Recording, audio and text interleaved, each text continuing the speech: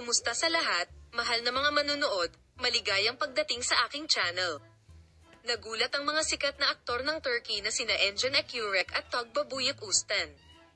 Mabibigat na insulto sa mga nalantad dito sa mga social network nitong mga nakaraang araw. Ang insidente ay dumating sa unahan sa isang artikulo sa magazine na lumabas sa iba't ibang mga platform. Ang mga insultong ito, na mabilis na kumalat sa mga gumagamit ng social media, ay sinalubong ng mas malaking galit ng mga tagasunod ni Akyurek at Büyüküstün.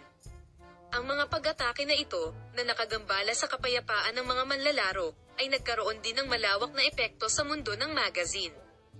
Ayon sa mga detalye ng balita, ang simula ng mga insultong ito ay nauugnay sa mga kamakailang proyekto ng Artichoke Kurek at ang mga kilalang isyo tungkol sa pribadong buhay ni Tuba Büyüküstün.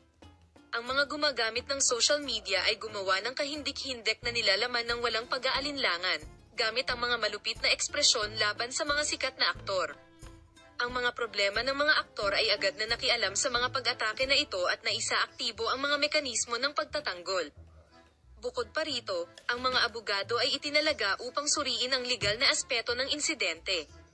Ang mga fanpage ng Engin Akyurek at Tuba Büyüküstün ay nag-organisa din ng mga kampanya sa social media at nanawagan para sa pagkakaisa laban sa mga insulto, at libu-libong mga mensahe ng suporta ang ibinahagi sa tag ng pagkakaisa para kay Engin Tugba sa hash.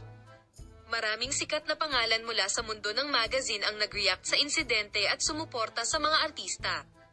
Nagsama-sama ang mga kasamahan ng mga manlalaro upang kondenahin ang mga pag-atake sa social media at naglabas ng magkasanib na pahayag.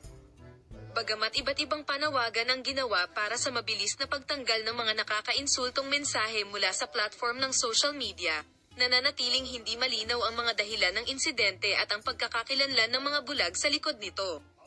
Ito ay isang uri ng pag-atake sa mga social network kung saan ang mga pribadong buhay ng mga kilalang tao at ang mga dahilan sa likod ng insidente at ang pagkakakilanlan ng mga tao sa likod nito ay nananatiling hindi alam.